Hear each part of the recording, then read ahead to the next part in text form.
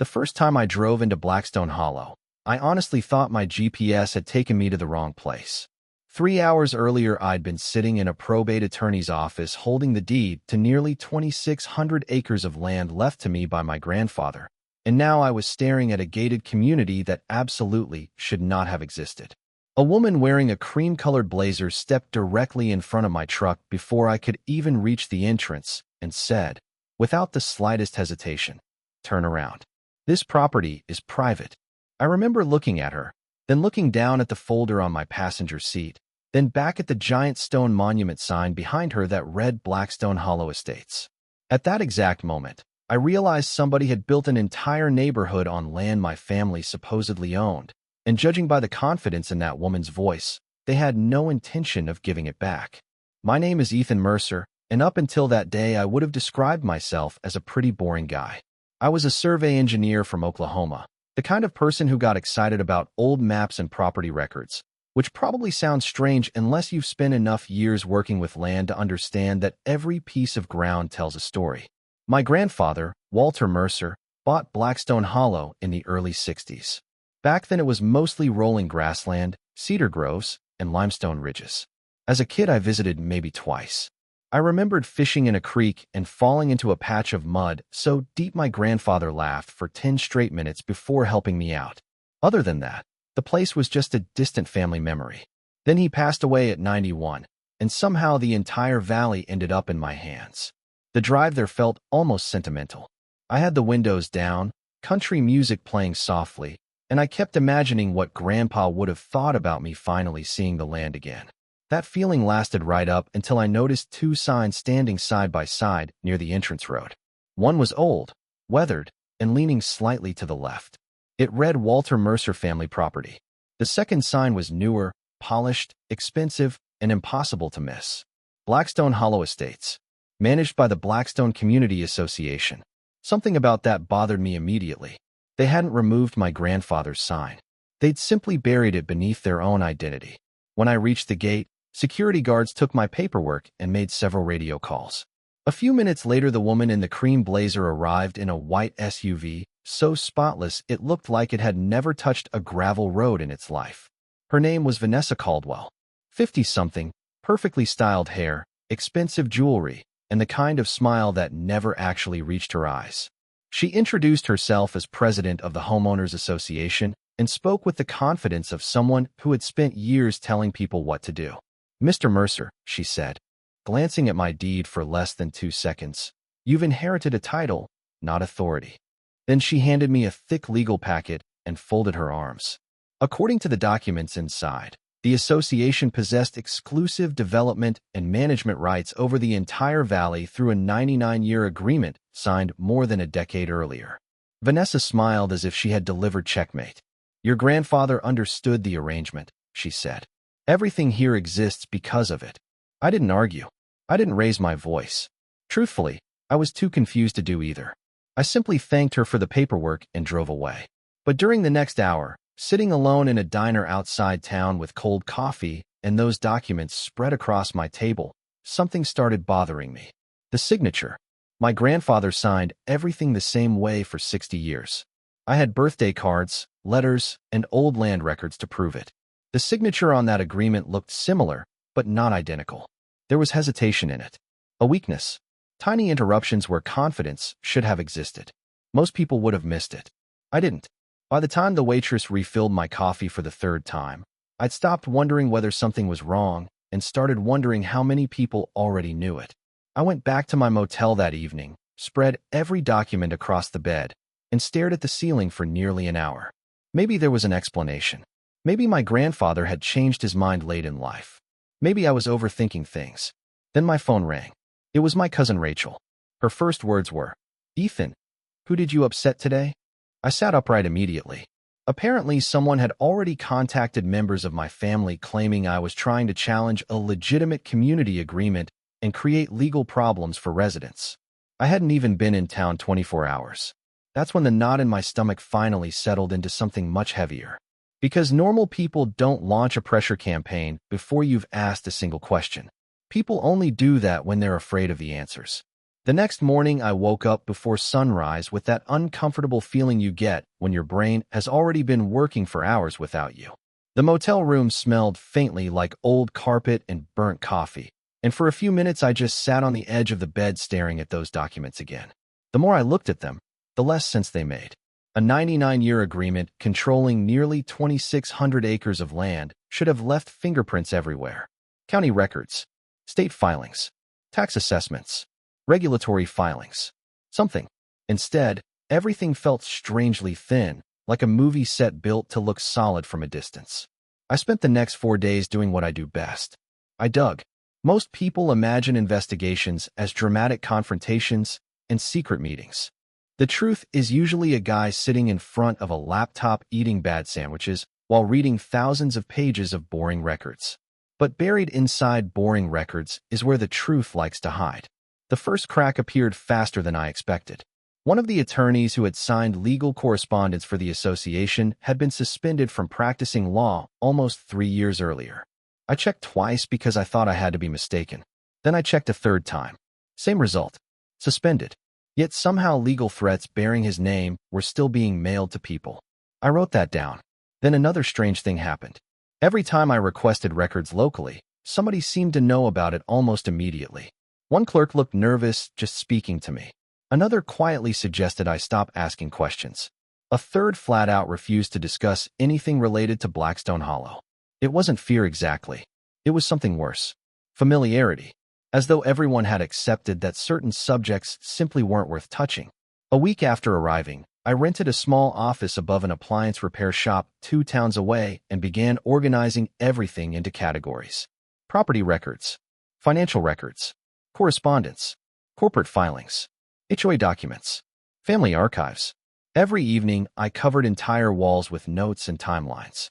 It looked less like an office and more like the headquarters of a conspiracy theorist, except every piece of paper came from an official source. Then Rachel called again. This time she sounded genuinely worried. Someone had shown up at her house. Not a police officer, not a lawyer, just a man delivering a message. According to him, continuing to support me could create legal complications for the entire Mercer family. The wording was polite. The meaning wasn't. After we hung up, I sat there for a long time staring at the wall. Until then, I had viewed the situation as a property dispute. Suddenly it felt much more personal.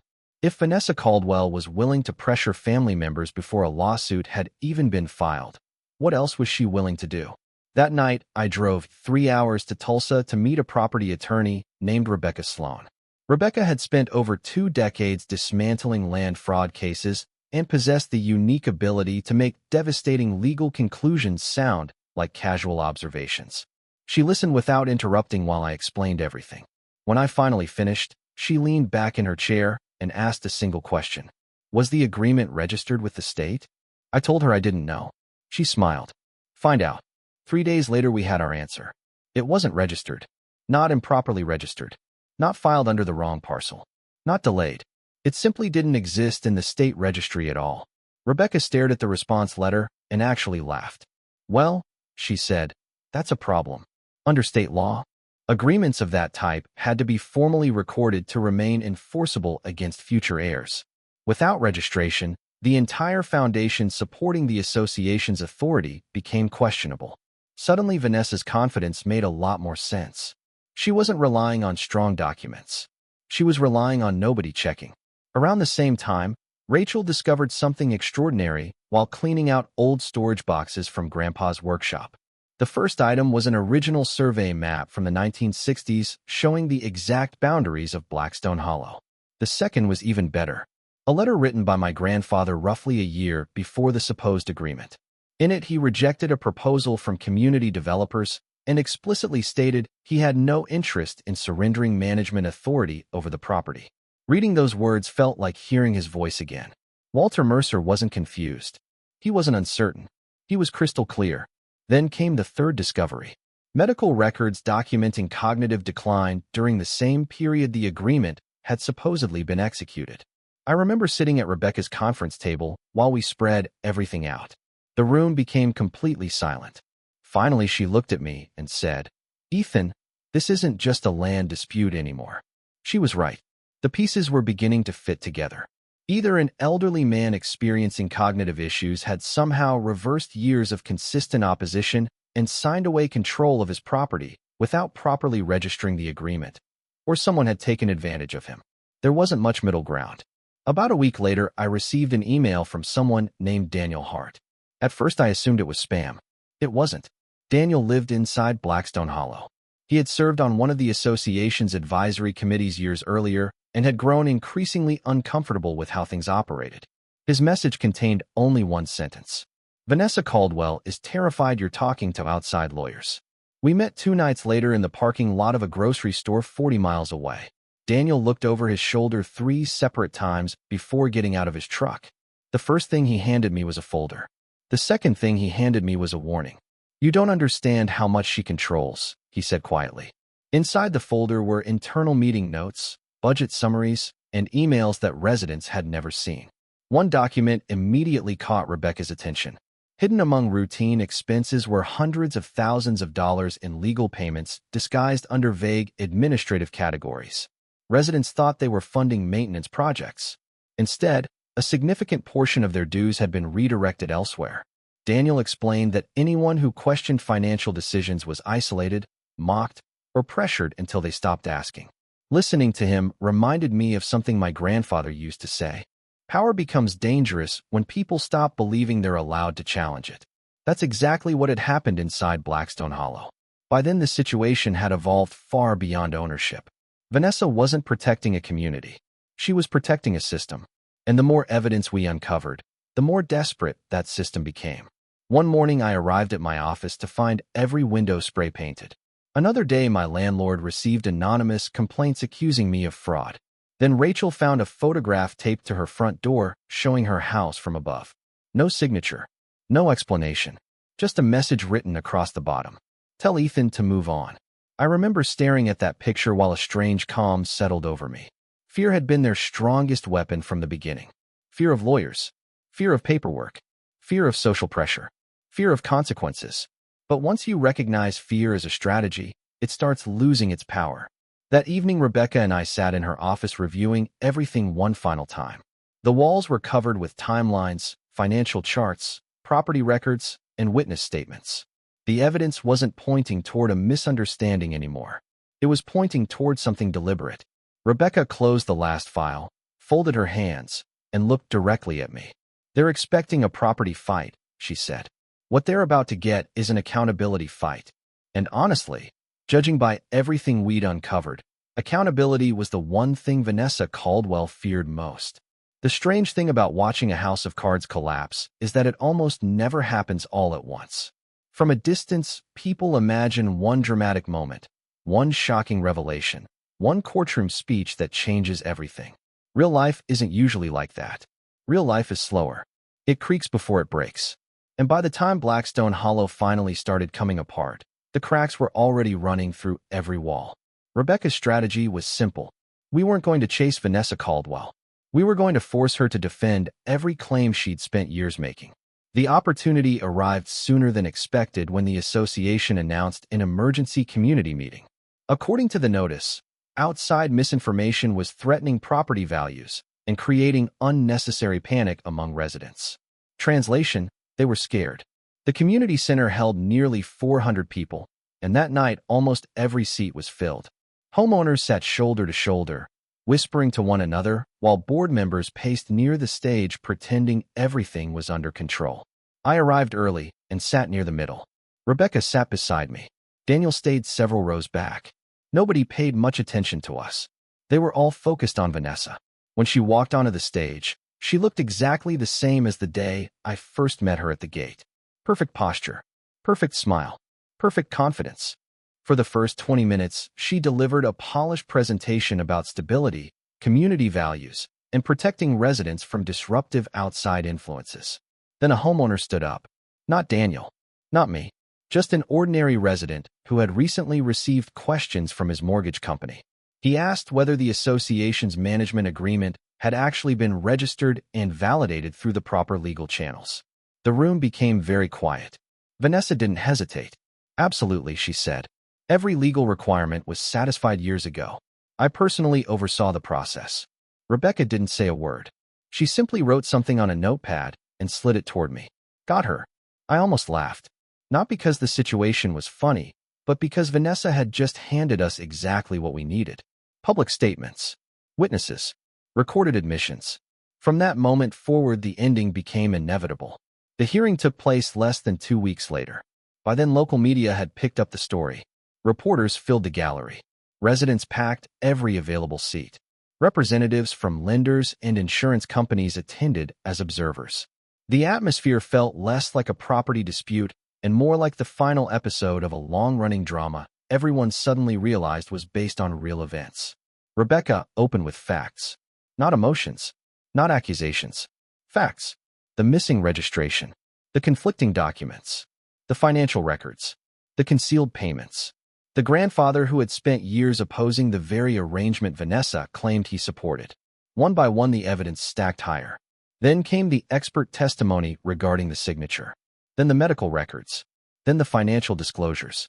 Then Daniel took the stand. Watching him testify might have been the bravest thing I saw during the entire ordeal. He knew exactly what it would cost socially. He knew former friends would turn against him. He knew neighbors would blame him. And he did it anyway because eventually the truth becomes heavier than the consequences of telling it. When the recording from the community meeting was played, Vanessa's own voice filled the courtroom. Every legal requirement was satisfied years ago. I personally oversaw the process. The silence afterward felt enormous. Her attorney looked exhausted. The judge looked annoyed. The reporters looked delighted. For the first time since all of this started, Vanessa looked afraid. Not angry. Not defensive. Afraid. A few days later, the ruling arrived. The court invalidated the agreement.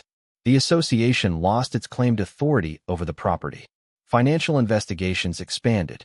Additional reviews followed. Several individuals found themselves facing questions they clearly never expected to answer. As for Vanessa Caldwell, her carefully constructed image unraveled with remarkable speed once the documents began speaking for themselves.